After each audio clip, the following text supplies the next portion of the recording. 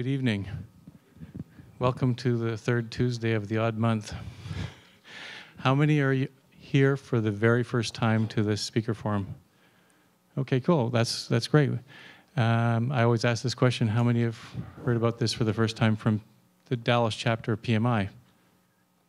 We got a few hands this time. Well, we were very grateful for Dallas PMI to advertise this so that we get to expand the number of people that come. We used to be over on the other side of the building, some of you who've been coming for a long time, but we basically have outgrown that space. My name is Rene LaBelle. I'm an alum of the project management program that's over on the other side of the building in Exec Ed, and that is our sponsor. I think you by now have all memorized the 3 slides that have been blasted at you over the last hour. But that's up there because there's a quiz at the end, right? But we'll turn that off now, or I'll try to anyways. But it's great to see so many people here tonight. I'm really excited about our speaker that we have tonight, Conrado Morlan. He's originally from Mexico City, but has been in the Dallas area for quite some time now. He is a marathon runner. He's completed 7 marathons. And he will be doing the Dallas White Rock Marathon in, I guess it's a few weeks' time, right? Yeah. And as some of you who may have read the flyer very carefully, we, through a typo, created a new PMI designation, the PFMP. And it says that Conrado is one of the first 150 PFMPs. So, but in 2009, he became a PGMP. So our apologies for the typo that slipped through the hands of many, many people. Not really, but anyways, unfortunately, that's what happens. And lastly, before Conrado starts, I wanted to let you know that he's a consultant with the Dougherty Business Solutions. Please welcome Conrado.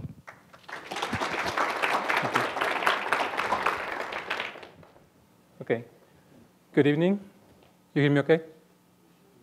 Okay. Well, thanks for coming to the presentation. The topic that I would like to present today is project management career development model. As you are successful project managers, you have been experienced that the profession has been evolving in the last 10 years, and so will be in the next years. So right now, the purpose of the presentation is to let you know where the profession is going and what you will need to do in order to be prepared to face the new challenges that we will have in the future. Well, this is the intro that Rene already did. So where we stand in the profession, according to the annual report of PMI in 2013, there's around 51 million people in the world doing project-related activities. That is compared with the population of South Korea or Italy. So there's 51 million people doing projects around the world. PMI has the reach of 3 million people or 3 million stakeholders. That includes the credential holders, members, universities, all the third parties that do training, as well as any other people that have access to the PMI websites to get either networking or additional information.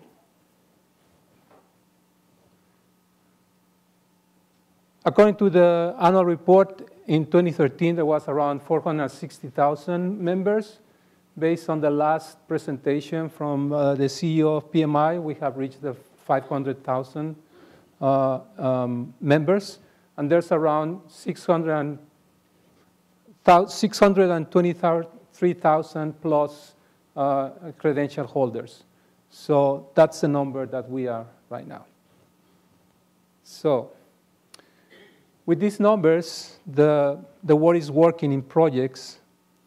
So there's an estimation of $6.5 trillion, and these are American trillions, which is the number 1 followed by 12 zeros, no 18 zeros. That could be in Europe or Mexico. So there's a lot of money that will be invested in projects. So that's good news for everybody, right? So there will be money for projects, so we will be busy doing projects. And then starting in 2010, there was a generation of around 1.6 million jobs in project management. So by 2010, around 16 million jobs of project management will be created. So that is very good news for everybody, right? So you like that? So there's money, there's jobs, and you are in the right profession, right? So, okay. So I like this quote from Louis Platt, which was HP executive, that says that the danger of success is to think what made you successful in the past will make you successful in the future. So far you already have experience, you have knowledge, and you have been successful. But all the things that you have done up till now won't make you successful in the future, right? It's like the baseball player that is Mr. 300 in one season. Next season, there's no guarantee that he will be again Mr. 300, right? So this isn't something that we need to start thinking right now. How are we going to face the challenges as project management professionals in the future? One quote from Mark Langley says that the role of project management is rapidly changing to the role of business leader. That's good news if you are ready. So the question for you is, are you ready? So this is where we stand as a profession. So why we need to be ready to be those business leaders that Mark Langley is saying.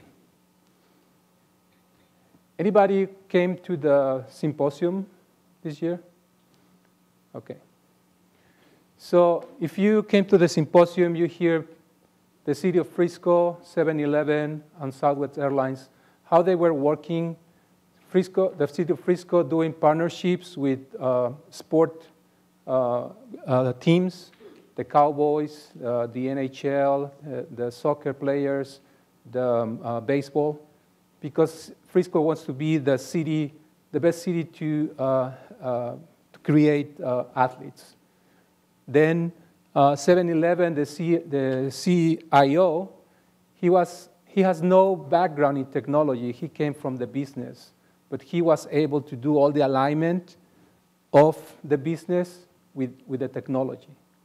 And then Southwest Airlines told us how they align their projects to the strategy in order to reach all the international destinations that they are going now.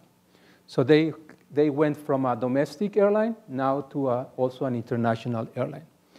So all the things that they were telling us on that, how they work, how they align strategy with projects, how they were able to do all the successful completion of their goals.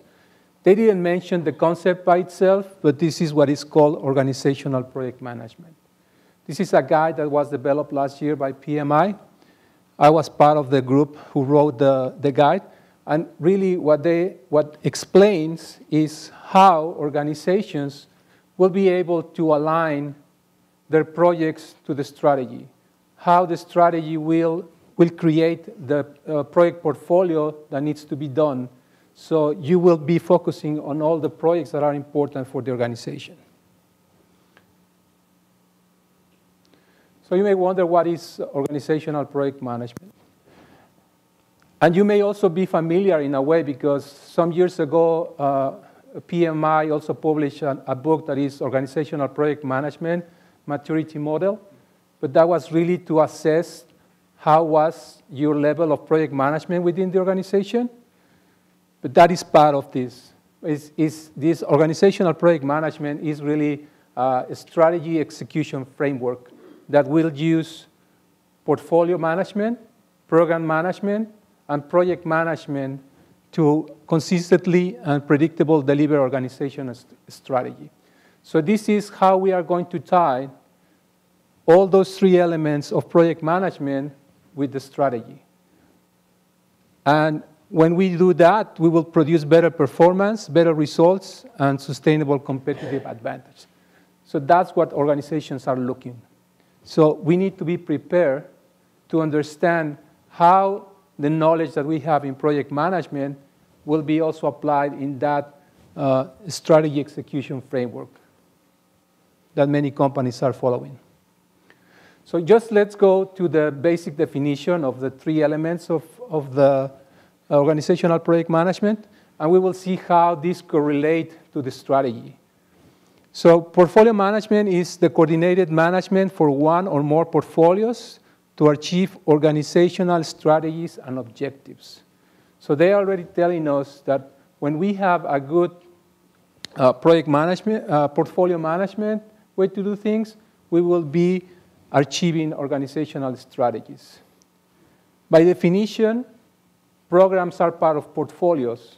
So programs or program management is the application of knowledge and skills, tools and techniques to programs to meet the program requirements and to obtain benefits and control that won't be available by managing projects individually.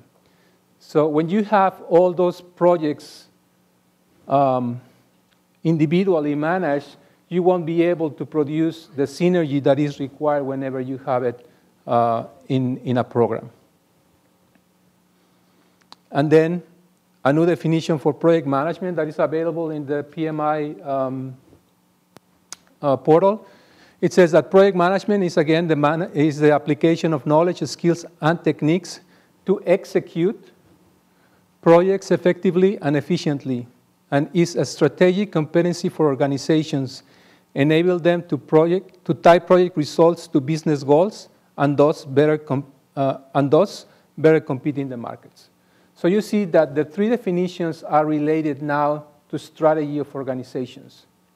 So the work that you are doing that you think that has no value is really producing results to your organization.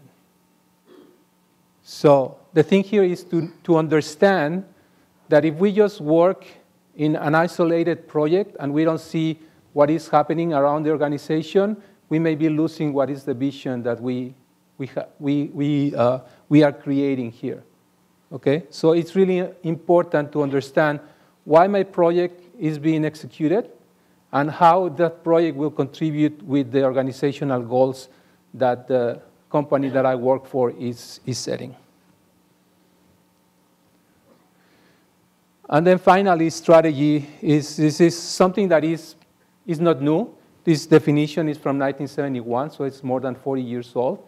But it says that what is the strategy? The strategy is the combination of the vision and mission of an organization. So you define what are your goals, how you want to achieve those goals, and what will be the contribution that you will be giving to stakeholders, employees, and communities.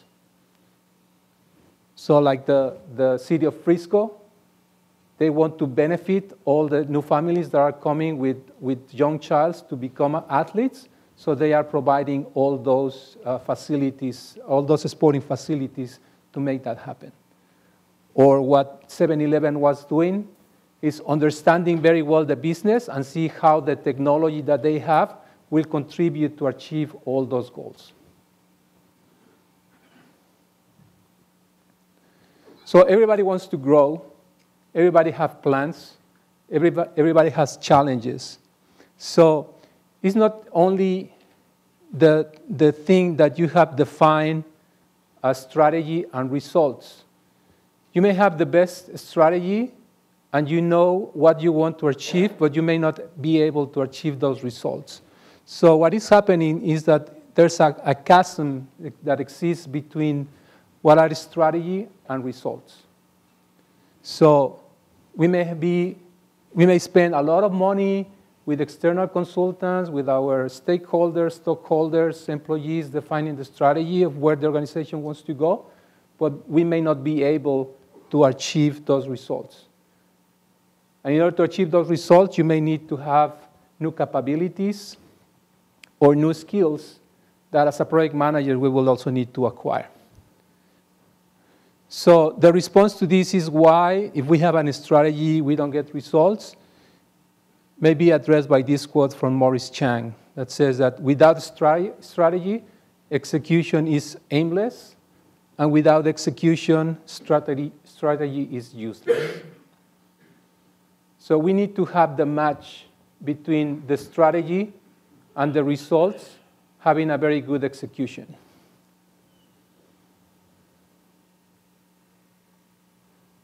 And that will be what organizational project management will enable organizations to really have that strategy execution framework and select the best portfolios, programs, and projects to make sure that the organization will achieve those goals. So now that you have the background on where the profession is and what organizations will be demanding in the future, the question again is, are you ready? So what do you need to be ready for the future? So if we see how we traditionally grow in an organization, this is how I grew when I was a new graduate. So I started as an intern with NCR in Mexico. And then I chose to go to the retail area and soon became the point of sale Latin American support. So I was able to do installations for department stores in Mexico, in Chile, in Argentina. And then that was enough for me. So I was looking for new horizons. At the time, Unix was the latest thing. So I moved to Unix. And I was assigned to the major accounts that NCR has at the time. And then I got a lot of knowledge, a lot of technical knowledge, and my next step was to become a system engineer manager. It wasn't because I have management skills, but it was because I have enough knowledge that I can manage all the technical resources. So by the time I wanted to go to the next step in the ladder, I have a new boss, and then I have to wait another 4 or 5 years to be in that position. So that wasn't my objective at the time. So a former boss in NCR called me to go to the marketing area, and I became a product manager. So my work there was to design products that will be supported by all the services that were provided in the area that I was working for. So I start understanding better what kind of products will be better to offer to the Mexican market at the time. And I have a very good, strong network with all my former colleagues. So if I have questions on the technical side on how to apply that to the product, I was calling them, and they will give me all the information that I have. Again, I get to the limit on the product management area, and my next step was to become a sales manager. So I was selling hardware at the time for NCR. And again, I knew what were the products, I knew the technology that we're using, and I was able to do a better sale. So I was getting different knowledge to make sure that I was getting into the right direction. So that is something that we are, in a way, educated. So we have to step the ladder. We have to go to the next step within the hierarchy of the organization. But as organizations also were flattening, so most likely your moves were lateral rather than up or down. So, and this is something that we are going to see now with so as I said before, I mean, I was starting to collaborate with my former colleagues in the system engineer division and product marketing when I was in sales. So I like this quote that really represents what collaboration is. So it says that, though we may come from different countries and speak different tongues, our heart beats as one. So this is something that really means collaboration. So you have people from finance, you have people from marketing, you have people from human resources, from technology. Everybody speaks their own language, right? So and sometimes we claim that, oh, the finance guy don't understand the technology, and the finance guy say that the technology guy doesn't understand the finance terms. So that's where we start a little bit of the fight, right? So we say that our stakeholders are the worst people we have dealt with. But the truth is that we need to understand that we start speaking, as in this case says, different languages, right? So we need to start trying to find what kind of language will be the one that will level or balance our relationship. So when you start thinking in collaboration, there has been some different studies and also organizations that have applied the following model. the stages of contribution or collaboration. So you will have 4 different stages of contribution, and this will be natural as you, let's say, start a new job, or you are a new graduate and it's your first job. So you will start in an apprentice phase, in which you will start learning. You will have to get direction. You will try to do quick wins so you can start getting appreciation from your boss or peers, and also to start getting trust from the others. From apprentice, you will move to independent contributor, where you will be able to work in teams and also identify different dependencies between your project or your work with the rest of the organization. So as you move within this stage, you will become an idea leader, where you will really start doing more coaching to apprentices and independent contributors. You will be directing people. You will be providing new ideas to the organization on what to do and how to do it. And then the last stage is the organizational leader, which will be representing stakeholders. You will be the representative of your group or organization to external stakeholders. You will be providing influence within your organization. You will start setting direction. Now, these stages are not related to ranking within the hierarchy in your organization. You may have an apprentice at the highest level, and you may have an idea leader to the lowest level. And that's because the way that you will be contributing or collaborating with the organization you work for. Now, for example, if you move from the software industry to the telecommunications industry, most likely you will be an apprentice again, but you already have some skills that you can adapt from your previous experience. But again, you will start the cycle again. So some of the keys to success, as I said, the apprentice will get help from others, will have attention to detail, will be able to deliver under pressure. The independent contributor will be establishing their reputation, will be a team player. The idea leader, here I have built a strong network, but really it's more to reinforce your network, because you really need to start building relationships since you start as apprentice whenever you start working.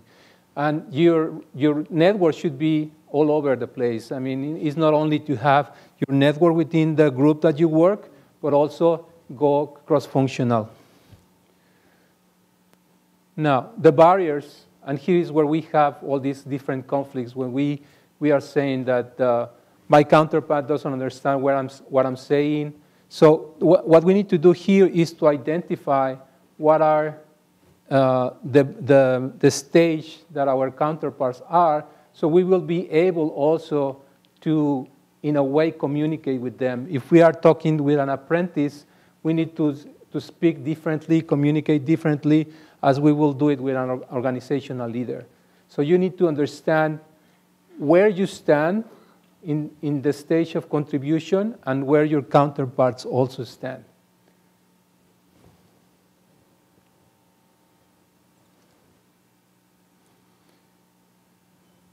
So we have analyzed what is the contribution in the organization, and this is something that you will be needing as you move forward in the project management profession.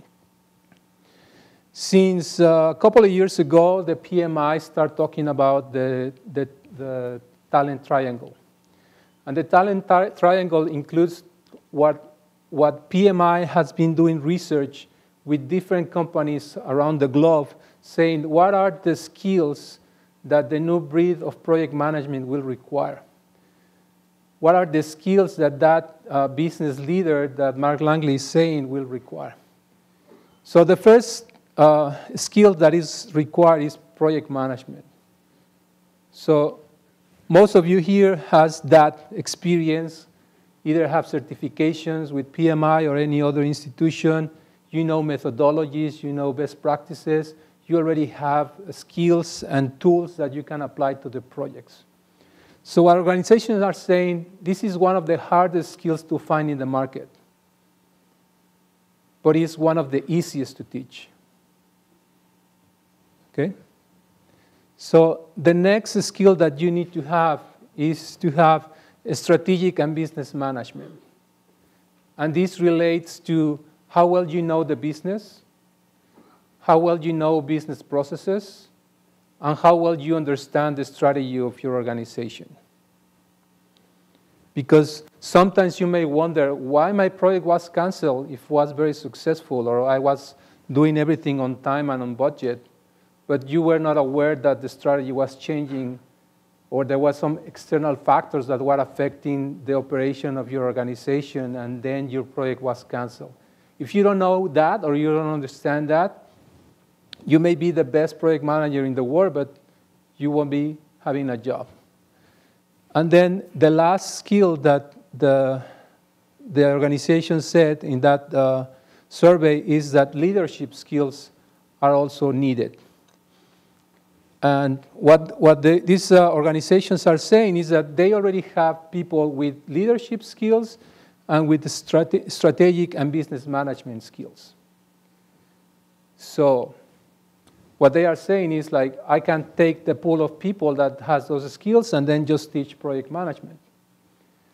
Or project management professionals will need to acquire leadership skills as well as strategic and business management. So this is something that you need to start thinking about, because whenever you have the opportunity in your organization to take any class regarding soft skills or leadership or people skills, or simply just to start getting involved in the strategy and business within your organization, you need to start doing now. Anybody works in a public a company? Okay. How many of you read your annual report? How many of you attend the quarterly calls? Okay. So you know where your company is going. So it won't take you by surprise if they have a merge with another company, or if they are closing one business unit. So you know that if you are working in a project that will be in that business unit that will be closed, that your project is gone, and most likely your job will be gone too. So you need to start understanding that. And then you also need to understand how the business works.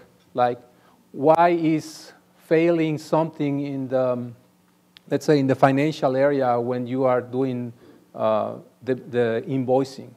Maybe not the problem in the invoicing part, but maybe something before that business process that is working. So that's the thing that you need to start getting around. So how you will know about the strategy? Well, I already said about the annual reports, the quarterly meetings. If it's not a public organization, there may be some press releases. You may know some internal announcements. So you will be having a grasp of what is the strategy that organization is following. A strategy usually goes between 3 and 5 years. So the organization will have a goal to be met in 5 years or in 3 years. And from the starting point, when they define the strategy, they will start building, or they will start creating those building blocks in order to achieve that goal in 3 or 5 years. So most likely your projects or the strategy will have different columns or that will be supporting that strategy. So in this case, for example, profitability, loyal customers, motivated people, great service quality. So your projects will be touching one or more of these pillars of the strategy, because that's the goals that you will need to be fulfilling by year 1, 2, or 3, or 4, or 5. So most likely, sometimes you will get incremental benefits for the different objectives that you will have. So once that you understand the strategy, you will be able then to start dissecting what are the objectives, what are the required capabilities, and how the projects will be enabling that. So either you can start understanding the strategy, or let's say you can do some reverse engineering from your projects and your operations going back to find out how your project will be fulfilling the objectives and which objectives are related to the different pillars of the strategy. Now, if you need to have more, let's say, academic knowledge about what is a strategy and how a strategy works within organizations, if you don't have the chance to get training within your organization, well, there are a lot of websites now like Coursera that offer classes for free. And there's a lot of business classes that you can take, and you can understand about what is the strategy and where organizations are going. You can also go like Harvard Business Review or McKinsey or any other periodicals that also talk about business strategy, and you can start getting the grasp on these areas. Another way to do it is also to find out a coach or a mentor within the organization that will tell you how the organization works. Now, as we said before, the portfolio management helps to achieve organizational strategy and objectives. This is what a project portfolio manager should be showing to their executives. All the projects that we are doing are contributing to all these different business, to all those different business requirements, like the projects that we are doing, 1, 2, 3, or 5, whatever you have in your portfolio, are contributing to customer satisfaction, or to improve the return of investment, or to increase the share of the market, or supplier relationships. So this is what you need to start showing as a portfolio manager to your executives, because that is where the interest will be captured. You don't need to start saying that you use Agile or any other new methodology to do something, but you need to start showing how the goals of your organization are being met by the projects, programs, and portfolio that you are working on.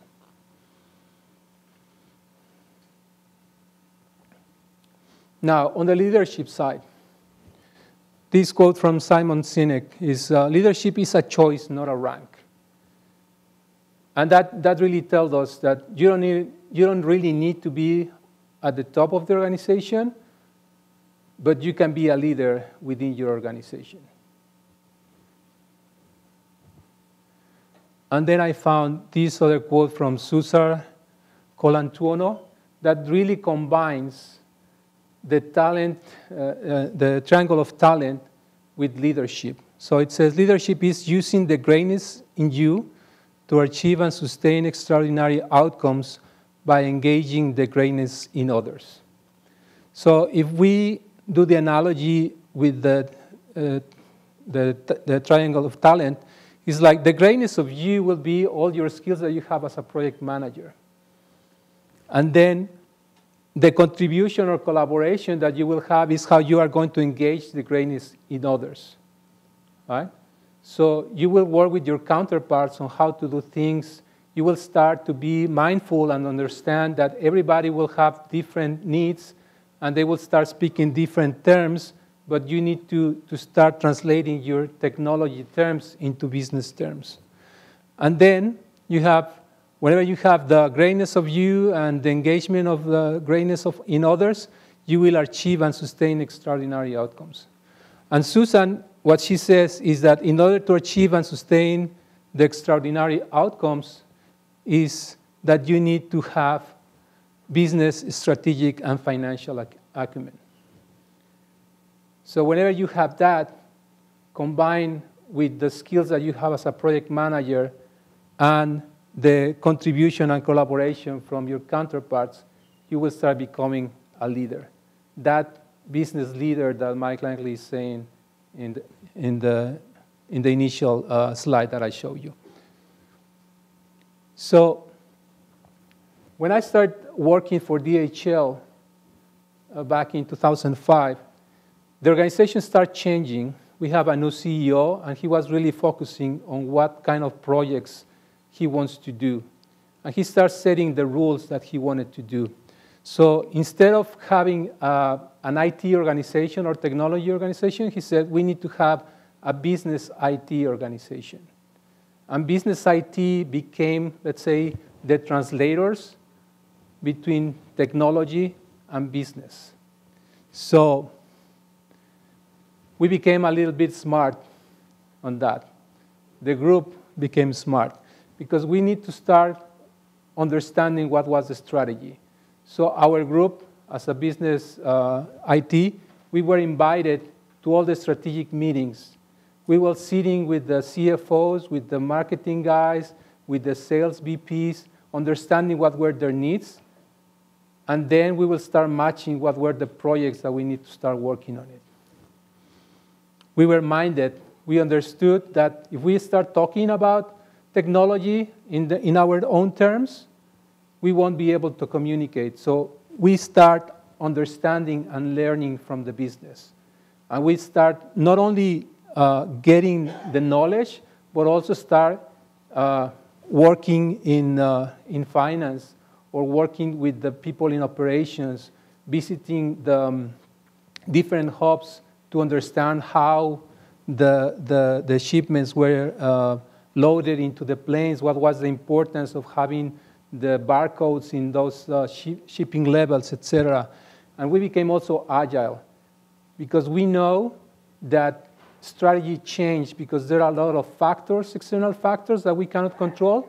And tomorrow there may be something that what we were working today, it will be shut down and we need to start a new project.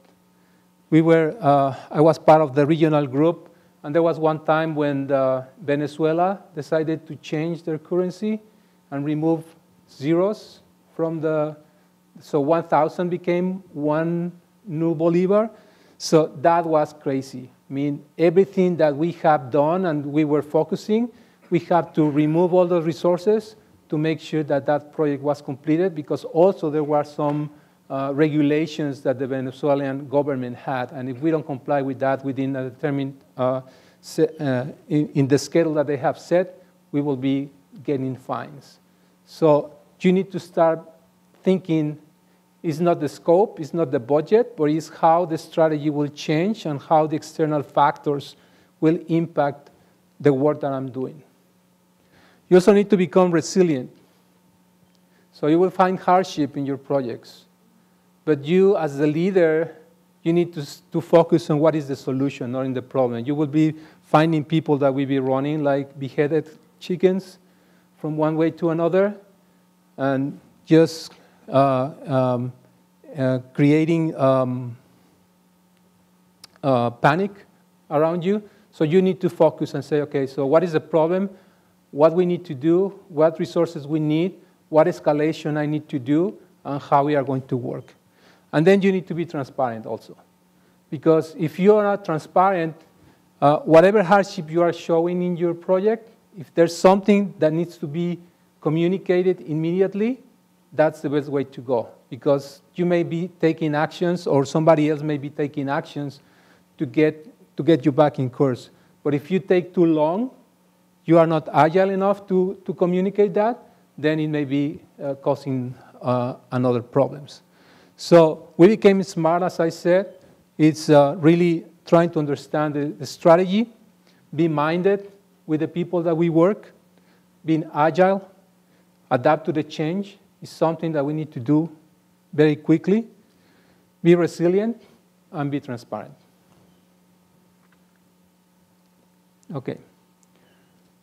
So to conclude the presentation, I just want to give you some takeaways. Paraphrasing Peter Drucker, that says that culture eats strategy for breakfast. So you, as project manager, need to have strategy for breakfast. You need to understand where your organization is going. And then you have competition. You know now that there's 51 million people around the world doing the same job that you are doing. You know now that there's people within organization with leadership skills and strategic and business knowledge that you don't have. So there's competition. So This quote is from B. Sponsiti. He was at the end of the last PMI Congress in Phoenix a couple of weeks ago, and he said, you should be willing to do what your competition is not willing to do. And he said, what is your competition not willing to do? The same things that you are not willing to do. So if you see that your next door neighbor is taking classes on strategy and you're not, well, he will be one step ahead of you. If you are sitting here getting this knowledge, you are one step ahead of your colleague at the office. If you start reading books or getting interest in attending other, let's say, meetups, where you will gaining additional knowledge, you will be ahead of your competition. And finally, you need to think strategically and speak strategically. So you need to start working on how you are going to communicate, how you are going to get the buy from your counterparts in the business side for all your projects. Yes, PM methodologies are great, but I have not met any CEO that will say, yes, I'm fascinated because you are doing Agile. They are saying, I'm fascinated because you are making the numbers that I'm looking for, because we are contributing with the community that we are serving, because we are making happy our stockholders. So yes, our skills are very important, but we need to relate those to the business. So that's for the presentation, and I'm open for questions now.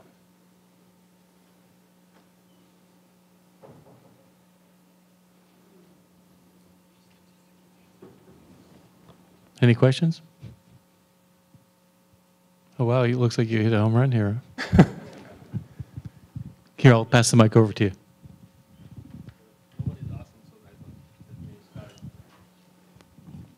In the entire presentation, I think the communication is very, very critical, but you did not cover that. Maybe that's a part of the strategy, but communication should be separate itself. What do you think? Well, I see communication as part of the leadership skills that may be part of the soft skills that you need to have. I mean, part of, in one of the appendix of the PIM book, there's one section about the skills that as a project managers we need to have. And they relate to the different soft skills. Communication is very important. I mean, in the PIM book you have the area of knowledge of communication, but it's just related on how you report, how you identify your communication needs. But here, communication is important. I have like when I was working for DHL, I have to deal with people in Germany, in South Asia, and Latin America. And every one, I have to have a different communication style. Every time I have to, for some of them, I have to be very kind. In other cases, I have to be very direct. And I know who I was dealing with. So those are the things that you need to get. Culture, yes. Yeah, cultural awareness now that we are dealing with global projects or dealing with global teams, dispersed teams, we also need to have cultural awareness. I mean, speaking a language is not really, I mean, it's a good skill, but if you don't understand the culture, you won't be able to have a very good report.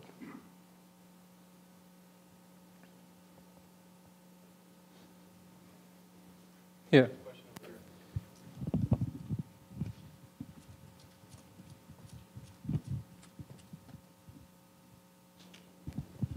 On one of your slides, you had credibility as a characteristic or a character of a good project manager, program manager, or portfolio manager. Would you expand on credibility and its importance in establishing it? Yes. You will build credibility as in the way that you commit with your organization. So if you said that you're going to do something, you have to really deliver at the time and the goal on the, let's say, the deliverables that you need to provide. So be credible. As I said, be transparent. So if you communicate on time any good or bad news to the organization, also that will be helping you to create credibility. When you start understanding how the business works, whenever you are representing your organization or your group in front of others, you will be talking with the knowledge that you have. So credibility with all the information that you can gather will help you to provide to do educated decisions whenever you are facing something. So it's really gathering all the information that you have and all the commitment that you have provided to your organization or your group. There's one. Here's Dieter.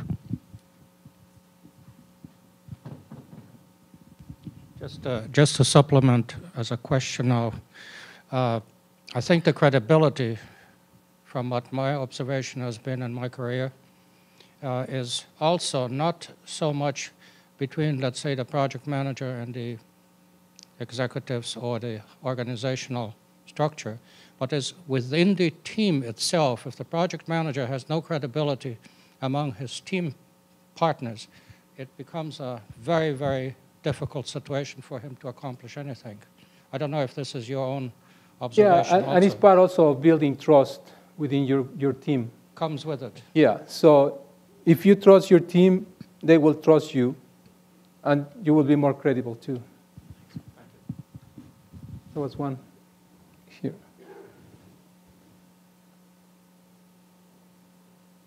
We're right there.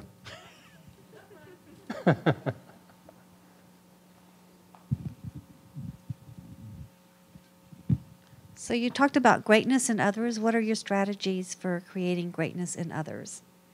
The greatness in others? Well, first, I think you need to recognize your peers. So they are there because they have some abilities. So you need to do recognition in a way. So you may not know what they know, so you may ask them to coach you or to mentor you on the things that they know, and vice versa. I think that coaching and mentoring is a two-way street, because you can learn from either experienced or not experienced people. So it's not really something that mentoring or coaching will be something that you will be providing an experienced person. I mean, I have learned from people that of different levels of education or different levels from knowledge. So when you start recognizing, I think people feel good, and then they will be open, and they will be willing to do things. As the gentleman here was saying, also building trust. When you start building trust among your peers or your counterparts, that will also be something that they will, in a way, pay back and get the greatness out of there. And also, it's just like one thing that I learned is that you have to share what is the benefit of your project. Because if you don't know what the project will produce, you may be just thinking that you are working in a vacuum.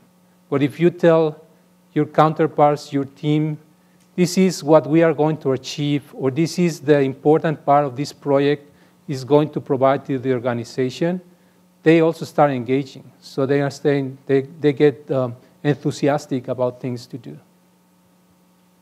Mm-hmm. Actually, kind of paralleling some of that, like right now, I'm a project manager in real estate, something I've never dealt with before, done before, but I've done space planning and some other type stuff, distribution. I got into it part because I saw his organizational skills and learning the business strategy, and I helped with the building, but then got into the real estate to showing them how they could improve processes, design the workflow. Well, we're a person of three teams. We recognized one person came from the business side, so he knew, he had been with the business, he's been with the business almost 30 years. So recognizing his skill set, what he contributes. The other person was a broker. so they know how to negotiate the real estate deals and things. I come in with the being able to do space planning, to be able to design the projects. And so we built upon that, and now pulling in the other teams that we're involved with from finance and from the store teams from the different business units. And I mean, like, you know, we've saved the company $500,000 in how they do things, and everybody's contributing, and we're aligning with, we're saying, hey, what direction you want to go? We're making sure everybody's looking in the same way and putting it down on paper. You know, so that's how we're motivating each other and learning from each other. Yeah. Yeah, let me give you an example of how to get the greatness of others. We have a billing issue with one of the major customers for DHL, and it was almost the end of their budgeting cycle or the fiscal year cycle, and they were asking us to produce the invoices. So there was a technical error that happened, and we were unable to deliver to the customer. So the support group was working under the SLA, and it was almost also the end of their cycle. So they have reached their SLA level. But, I mean, it was like 95% of the issues resolved and 5% was okay. Well, what happened is that 5% that was not met cost to the company a lot of money because we were unable to deliver the invoices to the customer that he was asking. So when I come back to that team and say, okay, I mean, it's fine that you have met your SLA levels, but the 5% that you miss is this, the cost of that is this. So it really costs to the company. Because the same person that was managing that group, he was also managing other support groups. He understood completely that even when you are doing your work to the top, sometimes you have to do let's say, run the extra mile to get that. And then all the other support teams also start working. So whenever we have an issue reported, they start working on it, no matter if they have achieved or not their SLA goals. Okay, you were talking about in the leadership section the soft skills that are developed. What are some of the most effective ways that you have found in your own career to develop your soft skills, such as, you know, emotional intelligence, team building, communication, etc.? Well, I start dealing a lot. Well, let me tell you. When I started working with NCR in Mexico, we have quarterly visits from the corporate office. And the way that the executives behave was completely outside of my standards. So I didn't understand why they were throwing away the presentations or throwing business cards, when in Mexico you really hand the things, you don't throw things. Or people were putting the feet on their tables. So things like that. So from there I start thinking, okay, so why are they doing that? And then I start looking for what is the culture behind that, or what are the cultural factors behind that. So I start doing some research, and then I start looking for more information. So as of now, I also have dealt with teams in Asia, in Europe, Eastern Europe, Mexico, Latin America, US, Canada. So now I have built some awareness on that, so I try to keep that moving. So when you start getting interest in something, you start doing some more research, and that will help you to move on. I mean, for example, if you want to develop your communication skills, it's just like you can either go to Toastmasters to improve your verbal communication, or you can start being here, right? Presenting to others, or in other congresses, or in your community or your church, or whatever you do. So there are things that you may think that are not really contributing to your development, but at the end it will be helping you. So again, it's just like, for example, when I go to the PMI Congress, I don't really go to all the project management presentation. So if there's something like the psychology behind the project team, I go there to find out, okay, so what is behind that psychology, right? Psychology. So those are things that you really need to start expanding your scope of knowledge, right? So you need to start losing that tunnel vision and make a 360 vision, because there are things outside our profession that will also contribute to your. Oh, Javier, just a second, right there. Thank you, Conrado. My question is, you talk about a lot about being strategic and obviously delivering value to your customers, right? But a little bit more aside is how do you, especially when you work with distributed teams, how do you now manage your own career and post people above you so they can see really all the value that you're providing? Because on one end, your clients may be directly informed, but obviously your managers or other people that are aware or may not be aware of the things that you're doing. That's something that you also need to think about strategically, right? Managing your career. What are some of your suggestions? Well, one thing is network, and the other thing is to publish your successes. I mean, not to brag, but let people know what you have done, right? So if you share your successes with others, you may know successes from others, and then you may be by word of mouth sharing that with your network. So they will start knowing, oh, you know, you may need to call so-and-so because he has experience in that, right? So when I start writing articles about cultural awareness and how to deal with multicultural and multi-generational teams, I have 3 calls from PMI Network to collaborate in their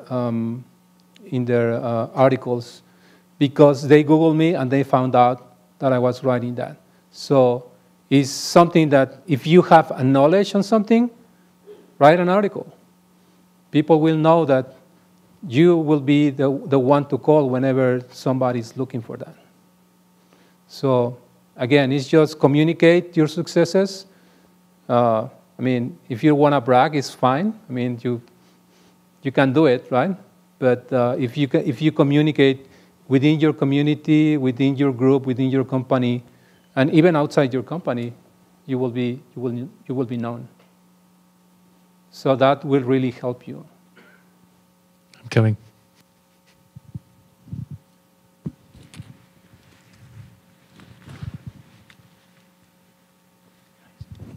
Are there things within the company, you alluded to that a little bit about, but besides you just bragging on yourself, what other ways have you've had people reach out to you, say, but what other ways have you been able to connect and people to recognize your expertise to want you to come on board somewhere else?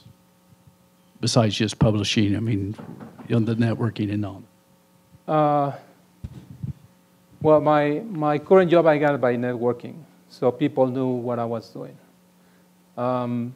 Also is recognition for your team. So, I mean, you may be the face, but really people will be supporting you to do the work that you need to do, so recognition on that. So that will talk in a good way about what you are doing. So it's something that you can do.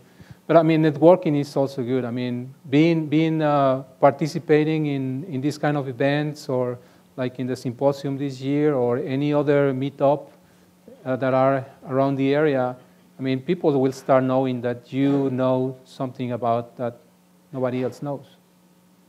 And you will be recognized in a way. Yeah. I would add one thing, go back to you. Do what your competition won't do. Take on those projects nobody else wants. Yes.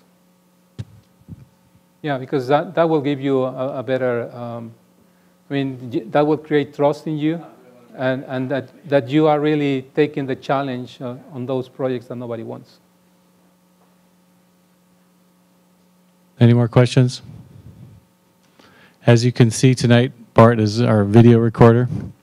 We have probably 3 years worth of videos on the website. So if you need some extra PDUs, just go to the project management website. Conrado, I wanted to thank you for a great presentation. Thank you. And the audience, you guys have been really excellent tonight. Thank you very much for all your questions. And we have a little gifty for Conrado. Thank you very much. Appreciate all your efforts. Okay. Thank you. Good night. Thank you.